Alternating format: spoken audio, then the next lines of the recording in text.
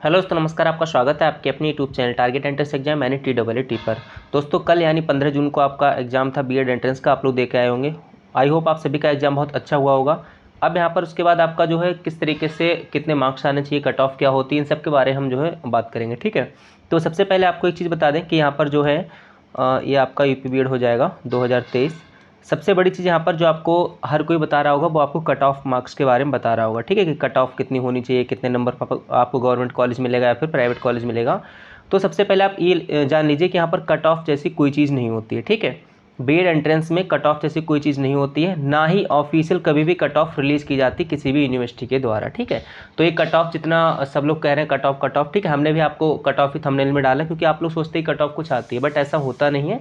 ठीक है, क्यों नहीं होता है, फिर किस बेस पे आपके एडमिशन होते हैं, किस बेस पे आपको गवर्नमेंट कॉलेज मिलता है, उसको हम आपको समझाते हैं कि रियलिटी यहाँ पर क्या है। तो कट ऑफ जैसी कोई चीज़ नहीं होती, यानी फिक्स नहीं। कट ऑफ क्या होता है कि अगर मान लीजिए कट ऑफ लोग कहते हैं कि चलिए 270 पे गई है, तो इसका मतलब 270 के एबव जितने भी नंबर आने चाहिए, ठीक है, उन सभी का गवर्नमेंट कॉलेज हो जाना चाहिए। या फिर 270 आए हैं फिर भी उनका गवर्नमेंट कॉलेज में हो जाना चाहिए, लेकिन ऐसा नहीं होता है। कई बार आप देखेंगे जो है इससे ऊपर मार्क्स हो तब भी उनको गवर्नमेंट कॉलेज नहीं मिल पाता है।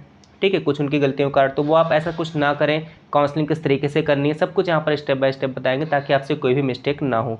तो कट ऑफ वाली चीज़ तो आप भूल जाइए, कट ऑफ कुछ नहीं होता है। ठीक है, होती क्या चीज़ है, वो है आपका स्पेशली मार्क्स।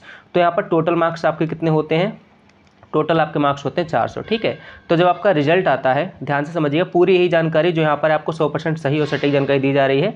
तो जो आपका रिजल्ट होगा उसमें आपकी रैंक दी जाएगी। ठीक है, और ये रैंक आपकी दो प्रकार की वहाँ पर दी जाएगी। सबसे पहले वहाँ पर लिखा होगा स्टेट रैंक, क्या लिखा होगा, स्टेट रैंक। और दूसरा यहाँ पर क्या लिखा होगा आपका, कैटेगरी रैंक। ठीक है, ये आपकी लिखी गई होगी कैटेगरी रैंक। अब यहाँ पर आपकी जो काउंसलिंग होती है वह किस प्रकार से होती है। काउंसलिंग में आपका जो है कैटेगरी से कोई मतलब नहीं होता है, कैटेगरी रैंक से काउंसलिंग में कोई मतलब नहीं होता है। जो आपकी पूरी की पूरी काउंसलिंग होती है वह आपका स्टेट रैंक वाइज होती है। समझ गए आप लोग। तो सारा खेल किसका है, रैंक का, ना कि कट ऑफ का। सारा खेल किसका है, रैंक का। तो अब यहाँ पर आपकी गवर्नमेंट सीट्स कितनी है, रैंक आपकी कितनी आनी चाहिए उसके बारे में बात करें, क्योंकि रैंक की ही बात है। तो यहाँ पर आपका जो है जो सही बात है वह रैंक के बारे में बात करनी चाहिए, कट ऑफ के बारे में नहीं। तो यहाँ पर आपका जो है रैंक के बारे में बात कर लें, तो हम गवर्नमेंट सीट्स की बात कर रहे थे। तो यहाँ पर आपकी गवर्नमेंट सीट्स कितनी होती हैं, तो ये करीब 10,200 के आसपास होती हैं। बिल्कुल एग्जैक्ट नंबर कहीं पर भी नहीं दिया गया है। तो गवर्नमेंट सीट्स होती हैं वह लगभग 10,200 के आसपास होती हैं।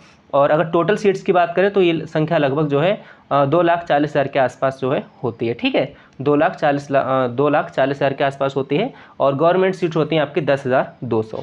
तो यहाँ पर आपकी रैंक जो है कितनी आनी चाहिए कि आपको गवर्नमेंट कॉलेज मिल जाए। कौन सी रैंक की हम बात करेंगे, अब उस रैंक की तो बात करेंगे नहीं। ठीक है, किसकी बात करेंगे, स्टेट रैंक की, क्योंकि इसी से आपका मतलब है और इसी से आपकी काउंसलिंग होगी।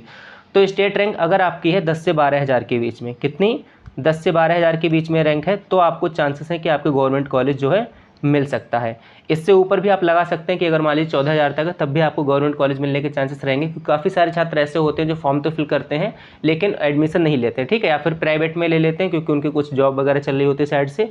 तो जॉब आप नहीं कर सकते गवर्नमेंट कॉलेज के साथ साथ, तो इस चक्कर में वो लोग प्राइवेट भी यहाँ पर जो है चूज कर लेते हैं। तो भी आपके चांसेस बढ़ जाते हैं कि आप जो है आपको कॉलेज मिल जाए। लेकिन यहाँ पर कुछ श्योरिटी यहाँ पर भी नहीं। अगर मान लीजिए आपकी रैंक आती है 6,000, ठीक है, और आप काउंसलिंग में कोई मिस्टेक कर देते हैं, ऐसे कॉलेज चूज कर लेते हैं जहाँ पर बहुत ज़्यादा डिमांड है, तो फिर आपको वहाँ पर नहीं मिलता गवर्नमेंट कॉलेज। और एक बार अगर काउंसलिंग राउंड छूट गया तो फिर दोबारा आप उसमें पार्टिसिपेट नहीं कर सकते, फिर आप गवर्नमेंट कॉलेज भूल जाइए चाहे आपकी कितनी भी अच्छी रैंक हो। तो ये सब गलतियाँ ना करें काउंसलिंग के दौरान, इसलिए आप हमारे साथ बने रहिएगा। अब यहाँ पर 10 से 12,000 अगर आपकी स्टेट रैंक है तो आपके गवर्नमेंट कॉलेज के चांसेस हैं। प्राइवेट के लिए आपकी कितनी भी रैंक हो कोई मैटर नहीं करता। प्राइवेट में अगर आपके 0 भी मार्क्स हैं तब भी आप लोग प्राइवेट कॉलेज में एडमिशन ले सकते हैं। लेकिन इसमें भी जो अच्छे प्राइवेट कॉलेजेस हैं उनके लिए आपको थोड़ी सी अच्छी रैंक लानी हुई, कम से कम आपको 70,000, 80,000, ठीक है, 90,000 या फिर 1 लाख के अंदर रहना होगा अगर आपको अच्छे प्राइवेट कॉलेज चाहिए। क्योंकि देखिए ऐसे बीएड करने से कोई फ़ायदा नहीं है, बहुत सारे छात्र हर साल करते हैं, वैकेंसी वैसे नहीं आ रही है। ठीक है, तो बेरोजगारी बहुत है। अगर आप अभी भी सोच रहे हैं कि मैं ऐसे ही बीएड करके रख लूँगा तो फिर कोई फ़ायदा नहीं है। आपको चाहिए कि आप अच्छे से बीएड करें, रेगुलर कॉलेज जाएँ, प्रॉपर असाइनमेंट्स वगैरह जो कुछ होता है, क्योंकि ये जो चीज़ें हैं ना जो भी आप बीएड में पढ़ते हैं यही तो सारी चीज़ें आपका सीटेट या फिर यूपी टेट या सुपर टेट में आएंगी। फिर आप वहाँ पे जाके कोचिंग्स वगैरह ज्वाइन करते हो, बहुत ज़्यादा मेहनत करते हो। तो अगर आप शुरू में ही ये सारी चीज़ें कॉलेज के ड्यूरेशन के दौरान पढ़ते रहेंगे, टीचिंग सब कुछ करेंगे, तो आप सब चीज़ ऑलरेडी सीख चुके होंगे। तो आपको चाहिए कि आप अच्छे कॉलेज से बीएड करें, प्रॉपर एजुकेशन लें, ताकि आपको आगे दिक्कत ना आए।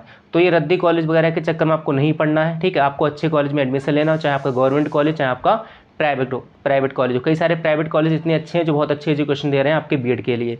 तो यहाँ पर स्टेट रैंक की बात समझ गए। अब इतनी जो स्टेट रैंक है 10 से 12,000 जो स्टेट रैंक है ये कितने मार्क्स पे मिलेगी, ये मैटर करता है, ठीक है, ये मैटर करता है। तो ये आपका कितने मार्क्स पे लगभग मिलेगी स्टेट रैंक 10 से 12,000, ठीक है। तो 10 से 12,000 स्टेट रैंक आपको कितने नंबर पर मिल जाएगी, तो ये लगभग मान के चलिएगा 260 प्लस अगर आपके नंबर आते हैं तो आपको ये रैंक मिल जाएगी जनरल कैटेगरी के छात्रों के लिए, ठीक है। अब ये भी कोई फिक्स नहीं है कि हाँ 260 प्लस है तो आपको इतनी रैंक मिल ही जाएगी, ये थोड़ा सा ऊपर नीचे वेरी हो सकता है। अगर मैं ओबीसी की बात करें तो आप लगभग 250 या 240 मान सकते हैं, ठीक है। और SC ST कैटेगरी थोड़ा और कम कर लीजिए, 220 कर लीजिए। तो इस प्रकार से आपका ये जो है यहाँ पर हो जाएगा। इन लोगों को जो है गवर्नमेंट कॉलेज मिलने के चांसेस रहेंगे। तो ना कि मार्क्स पे गवर्नमेंट कॉलेज मिलता है, किस पे मिलता है, गवर्नमेंट कॉलेज मिलता है रैंक पे। लेकिन रैंक भी आपकी अच्छी आई है, मान लीजिए 10 से 12,000 रैंक आई, 5,000 रैंक आई, 6,000 रैंक आई, इसके बावजूद भी अगर आप सही ढंग से काउंसलिंग नहीं करते हैं, काउंसलिंग आपकी क्या होती है, काउंसलिंग के लिए पूरा प्रॉपर एक अलग वीडियो बनाएंगे किस तरीके से काउंसलिंग होती है। उसमें चरण होते हैं, पहला चरण होता है, दूसरा चरण होता है, तीसरा चरण होता है, चौथा चरण होता है। पहले चरण में करीब 50,000 छात्र बुलाए जाते हैं, ठीक है। तो इस शुरू के 50,000 छात्र बुलाए जाते हैं। अब इनमें से जो छूट गया वो छूट गया, उन्हें दोबारा से गवर्नमेंट कॉलेज नहीं मिलना है, क्योंकि पहले चरण में ही सारे के सारे गवर्नमेंट कॉलेज फेल हो जाते हैं। तो आपको इस तरीके से अपने कॉलेज चूज करने हैं कि हमारी रैंक भी अच्छी है और हमको जो गवर्नमेंट कॉलेज चाहिए वो हमको मिल जाए, ठीक है।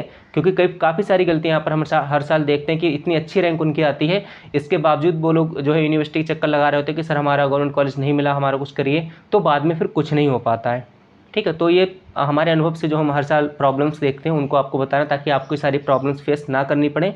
तो कट ऑफ अगर आप समझ गए होंगे, इसके चक्कर में आपको कुछ नहीं पढ़ना। अगर आपके इतने मार्क्स आते हैं तो आपकी जो है 10 से 12,000 रैंक आ जाएगी। अगर आपकी इतनी स्टेट रैंक आती है तभी गवर्नमेंट कॉलेज के मिलने के चांसेस है, अदरवाइज आपको प्राइवेट कॉलेज मिलेगा। प्राइवेट कॉलेज आपको आपकी मनपसंद का कैसे मिलेगा, इसके लिए आपको बहुत अच्छे से काउंसलिंग प्रक्रिया करनी होगी, ठीक है। थोड़ा दिमाग से खेलना होगा कि हम कौन से कॉलेज चूज करें और क्या क्या चीज़ें वहाँ पर रहती हैं। तो काउंसलिंग की तो आप टेंशन लीजिए मत, काउंसलिंग तो पूरी एकदम संपूर्ण हम आपको स्टेप बाय स्टेप चैनल पर बताते रहेंगे, वीडियोस आती रहेंगी।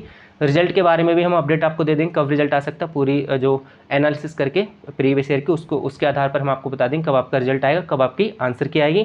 तो अभी के लिए है कि अगर आपके इतने मार्क्स आते हैं 260 या फिर 220 से लेकर 260 तक, तो आपकी जो है रैंक अच्छी आने की संभावना, और रैंक अच्छी आएगी तो फिर आपको गवर्नमेंट कॉलेज मिलने के भी पूरे चांसेस हैं। कॉलेज भी 3 प्रकार के होते हैं, गवर्नमेंट, एडेड और आपका जो है प्राइवेट। तो कॉलेज के आधार पर भी हम आपको पूरा फीस की एक एनालिसिस दे देंगे कि गवर्नमेंट कॉलेज कितनी फीस होती है, एडेड की कितनी होती है और प्राइवेट की कितनी होती है, कौन से कॉलेज अच्छे रहते हैं, कहाँ से आपको बीएड करना चाहिए, इन सब के बारे में अलग से बात करेंगे। इसमें हमने बात की मेनली आपका स्टेट रैंक के बारे में।